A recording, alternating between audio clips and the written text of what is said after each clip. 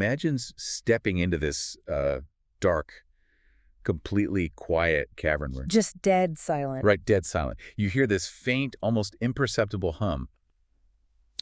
And, well, you don't know it yet, but simply by walking through that stone doorway, you have just permanently destroyed every single magical item you own. Everything. Just gone. Yeah. The glowing sword you spent months finding, your healing potions, your water-breathing gear, all of it, instantly turned into mundane garbage. It's brutal. You've essentially doomed your entire expedition without even rolling a single die. Uh-oh. So welcome to the deep dive. Our mission today is to look at the architectural blueprint for that exact kind of glorious cruelty. Oh, it really is glorious. We are pulling from this incredibly comprehensive archival dossier on a mere 16-page booklet from 1982. A booklet that, honestly, fundamentally rewired the DNA of tabletop role-playing. Yeah, the module is called To the Aid of Falx, or, if you were a true insider at the publisher TSR back in the day, its internal code was R1. Right. And to really grasp the shockwave this tiny 16-page booklet sent through the hobby, we have to look at the intense philosophical war happening in gaming at the dawn of the 1980s. It was a total mess back then, wasn't it? Oh, completely. Dungeons & Dragons was experiencing this massive existential fracture. Yeah. On one side, you had co-creator Dave Arneson's original vision. This was a very loose, improvisational funhouse style of play. Funhouse is definitely the right word. Right. The rules were basically just suggestions, and the dungeon was this surreal, almost dreamlike place. Where you kick open a wooden door and, suddenly gravity reverses.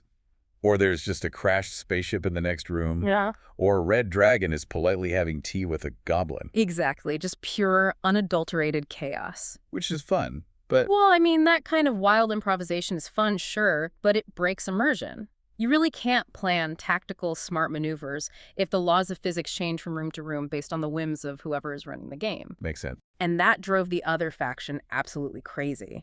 Gary Gygax and a highly influential designer named Frank Mentzer were championing Advanced Dungeons & Dragons, or AD&D. Right. Their philosophy was the total opposite of the Funhouse. They wanted a rigid, standardized system. They wanted rules as physics. Rules as physics. Okay, let's unpack this, because Frank Mentzer didn't sit down to write a quirky fantasy story here. Not at all. No, he wanted to build an impenetrable, perfectly calibrated clockwork machine. He wanted to test the absolute best players in the world. Yeah, if a spell creates fire, they wanted to know exactly how much oxygen that fire consumes in a 10 by 10 stone room. Which is wild. And it starts with a setup that honestly feels less like a traditional dungeon crawl and way more like a high-end corporate extraction mission. It really does. So the client hiring the players for this mission is Falx Templement. He is an ancient silver dragon, the literal grandson of the dragon god Bahamut. A heavy hitter. Exactly. And Falx has a massive security breach on his hands. This highly organized criminal syndicate, which is led by a magic user who also happens to be a vampire, of course, has stolen 5 incredibly dangerous potions of silver dragon control. Which, if you happen to be a silver dragon with divine blood, is pretty much your ultimate nightmare scenario. Total loss of autonomy. The vampire basically retreated into a tight, labyrinthine cave system with these potions, and if the syndicate figures out how to use them, they could subvert the free will of a creature with godlike power. Now, in older Funhouse-style games, a dragon would probably just tell the players, hey, go get my stuff because I just don't feel like doing it today. Right, just laziness. Yeah, but the why here is completely grounded in Mentzer's mechanical logic. The cavern tunnels are physically too small for Falx in his massive dragon form. And if the dragon polymorphs, meaning he uses magic to shapeshift into a human-sized form so he can fit inside the cave, the game's rulebook strictly states he loses access to his dragon breath weapons. Oh, wow. So he's vulnerable. Highly vulnerable. Without those innate weapons, his conventional spellcasting simply isn't enough to survive a direct close-quarters duel with a magic user vampire. So he isn't being lazy. It is a calculated logistical limitation governed by the actual physics of the game. He absolutely requires a surgical strike team. Which leads to what I can only describe as the Ocean's 11 outfitting phase. Oh, this is the best part. It is. Falx opens his legendary horde and lets the players pick their gear with these excruciatingly specific restrictions. You can take any +3 weapons, which, for those who don't know, are weapons mathematically enchanted to hit way harder and more accurately than normal steel. Right. But Falx mandates strictly no missile weapons, no bows, no crossbows. You are forced into close quarters combat. And you can take wands that detect magic, but they have exactly 15 charges. Not 16, Hmm. not infinite. 15 clicks, and they are deadwood. Exactly. He is giving them top-tier magical assets, things like the Rod of Cancellation or Kiatom's Ointment, but harshly limiting the quantities to force decision-making. Okay, but let me stop you there, though. Because if you're a designer trying to make a brutally difficult scenario, doesn't handing the players a bunch of hyper-powerful enchanted swords and magic wands right at the front door kind of completely ruin the tension? You'd think so, wouldn't you? I mean, if I'm handed a rocket launcher at the start of a survival game, I'm not really scared of the dark anymore. Right. But that is the genius of it. Handing out top-tier gear only ruins the tension if the environment allows you to mindlessly blast your way through. Hmm. Giving them those specific finite resources actually creates a totally different kind of anxiety. Because it shifts the experience. Yes, it shifts the entire experience from random hack and slash into agonizing resource management. You know you only have 15 uses of that wand. The environment is so hostile that every single time you use one of those charges, your margin for error shrinks. It's like you were literally counting bullets in the dark. And that hostile environment operates on a completely different level than players were used to. Mentzer absolutely loathed that old funhouse style, where monsters just sat politely in separate rooms waiting for adventurers to open the door so they could fight. Yeah, he had this great quote in the dossier. He asked other designers what would happen if all the creatures in those dungeons came out to meet each other. And he just wrote, in all caps, pandemonium. It's so true, though. Half the dungeon would be dead from fighting each other before the players even showed up. It made no ecological sense whatsoever. None. So to fix that, To the Aid of Falx introduces this reactive, ecologically sound living dungeon. Yeah, the thieves who stole the potions don't just sit in empty rooms waiting to be killed. They operate like a highly trained military force. Which is terrifying. Mentzer built a rigorous mathematical alarm mechanic into the module. If you cast a loud spell, or, if you miss a stealth check and snap a twig, or let a sentry escape, the dungeon responds dynamically. The entire syndicate immediately pulls back to a heavily fortified zone. Specifically rooms 9 through 14, right? Exactly. And they refuse to break their defensive formations. Their counterattack is just wild. They don't just shoot arrows through murder holes. They unleash literal biological weapons. Ah! They release 32 captive rats and these heavily armored trolls to sweep the outer corridors and hunt the players down. What's fascinating here is the psychological shift this demands from the players. Yeah. Up until this point in role-playing history, brute force was the default. You pick down the door, yell a battle cry, throw a fireball. Here, brute force is heavily, almost lethally penalized. Because flashy magic just summons an overwhelming, coordinated military siege. Right? Stealth, patience, and surgical strikes become absolutely mandatory. Honestly, if I'm just a casual player sitting at that table, I am miserable. Like, this sounds like an agonizing tactical spreadsheet, not a fun Friday night adventure. Does this hyper-realistic living dungeon actually make the game more fun? Or does it just turn fantasy into a punishing stress test? I mean, for a casual player looking to blow off steam, it would be a total nightmare. But we have to remember the target audience here. This module wasn't meant for a relaxed game with friends. Right. It was designed to test the absolute elite of the hobby in a high-stakes tournament setting. It demanded a flawless, encyclopedic understanding of the rules as physics. And nowhere is that more violently apparent than in the spatial puzzles. Oh, man. Which brings us back to that invisible decontamination chamber I mentioned at the very beginning, room 5. This is quite possibly the cruelest trap I have ever read about. It is evil. The magic user vampire used stolen scrolls to create a permanent invisible dispel magic zone right at the entrance of the cave. And it's cast at the 17th level. For context for you listening, dispel magic is a spell that strips away enchantments. But because it was cast by a level 17 wizard, and the tournament players were artificially capped at level 9. The math just doesn't work for them. Right. Mathematically, they had basically zero chance of overpowering it.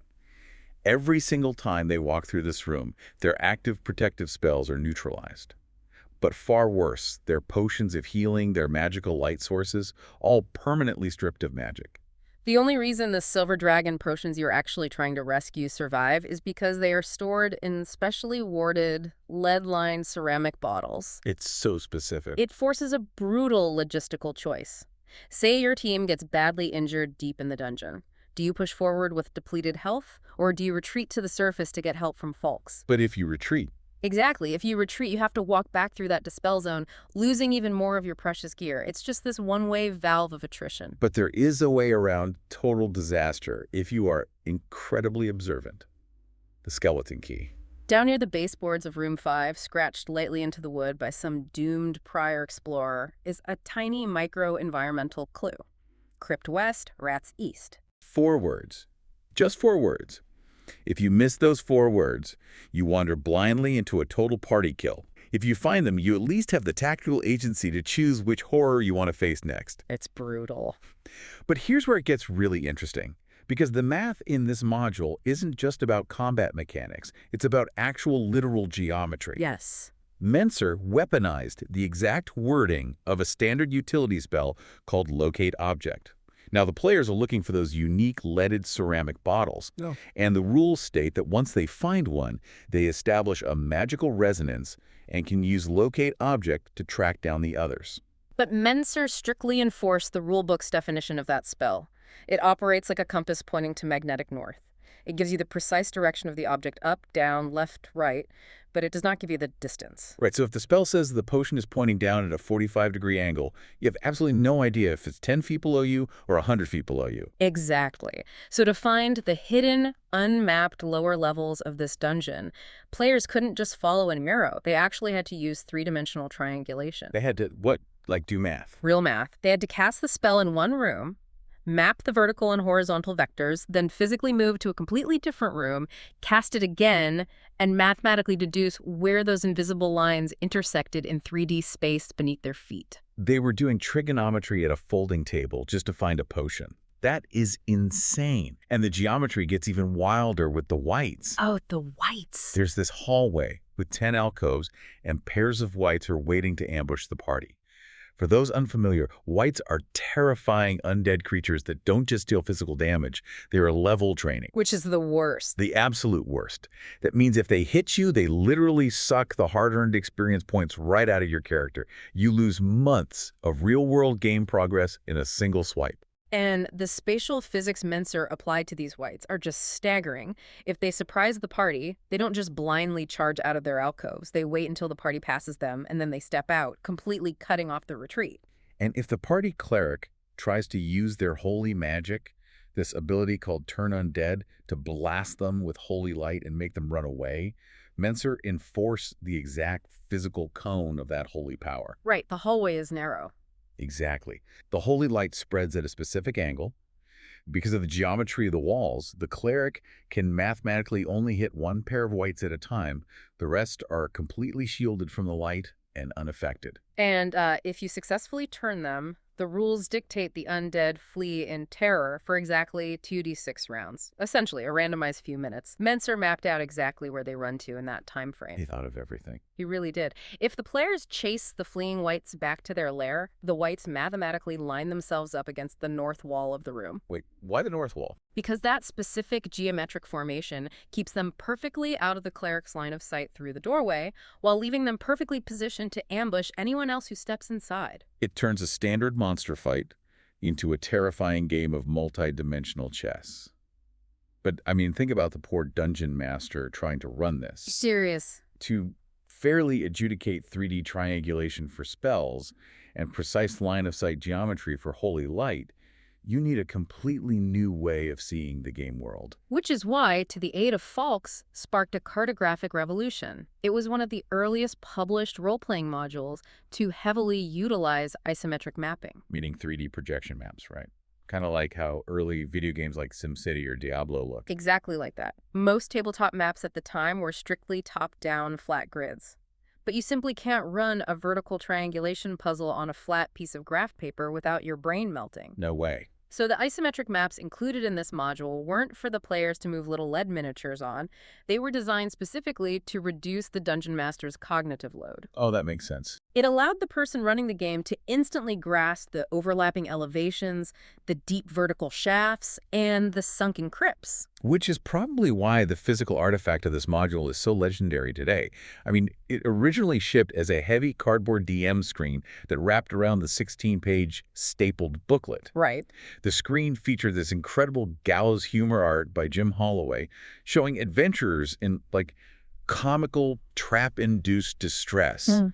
And because it was so rare and honestly so fragile, intact copies of this thing today sell for anywhere from $450 to $475. It's a collector's dream. Hmm. But to understand why it was printed in such limited, specialized quantities, we have to look at its actual purpose. It was built to be the ultimate proving ground for the newly formed role-playing game association. The RPGA. Yeah, premiering at the 1981 Gen Con South tournament. Right, the tournament scene. Paint this picture for us. We're talking about carrywood tables in a convention center, dice rolling, absolute silence, incredibly high stakes. The tournament scene prior to 1981 was dominated by what the community called meat grinders. Like Tomb of Horrors. The most famous example, exactly. These events were basically speed races. The only way judges could score a team was to see how many inches of graph paper they could survive before a completely arbitrary, unavoidable trap instantly killed everyone. Which is incredibly toxic. I mean, it creates this purely adversarial relationship where the dungeon master is actively trying to murder the players, and the players are arguing over every single rule just to survive another 5 feet. And Mentzer wanted to engineer a complete paradigm shift away from that toxicity. He built Falx with what he called a low incidence of lethality. Okay. There are no arbitrary instant death traps where a rock falls and you all die, but it maintained immense suffocating difficulty through resource drain. And the scoring system they debuted with this module was totally revolutionary. It wasn't about who survived the longest anymore. It was this triad system. Right, 3 pillars. First, treasure acquired, which tested the team's deductive reasoning. Second, optimal tactical choices. Like, if you use that Crypt West clue in Room 5 to cleverly sneak past the level-draining whites instead of fighting them, the judge gave you objective points for playing smart. But the third pillar is really the most fascinating evolution. The judges objectively graded the accuracy of roleplay. That just breaks my brain. It's like, I don't know, trying to mathematically grade a jazz performance. How do you look at someone improvising a character at a table and say, ah, yes, that improvised sax solo was an 8.4 out of 10? Well, they managed it by using highly standardized, strict score sheets. Let's say you are handed a pre-generated character, and their alignment is listed as lawful good. The ultimate Boy Scout. Exactly. If your team finds a pile of gems and you decide to quietly pocket an extra ruby while the other players aren't looking, the judge with the clipboard literally deducts points from your official tournament score. Wow. Because you acted out a character. Exactly. It took the game from adversarial rules lawyering and turned it into an actual, measurable metric for creative portrayal. But despite all this brilliance, the 3D maps, the living ecology, the scoring revolution, the world of Falx became this lost, obscure artifact in the hobby's history. And it's all because of real-world corporate drama. Yeah, the lore of this module was actually pulled directly from Mentzer's massive personal home campaign, a world he called Aquaria. Right. Interestingly, he originally built Aquaria on a map from a totally different publisher's game, The Wilderlands of High Fantasy.